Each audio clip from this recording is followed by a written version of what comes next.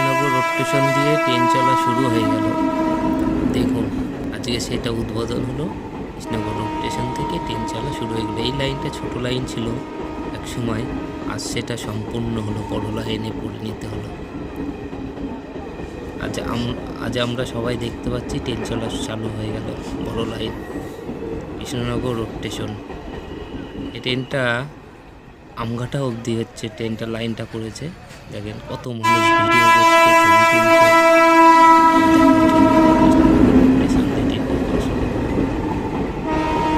আমঘাটাতে station আছে, ওই অদ্দূর স্টেশনটা করেছে। তারপরে হচ্ছে বাইপাস দিয়ে গাড়িটা বের করবে, আর সোজা শিয়ালদা থেকে এখান থেকে শুনেছি এক্সপ্রেস পাস করাবে রোড স্টেশনে। এখান থেকে লাইনটা দিয়ে এক্সপ্রেস পাস করাবে, কৃষ্ণনগর রোড স্টেশনের পাশ দিয়ে এক্সপ্রেস পাস করাবে।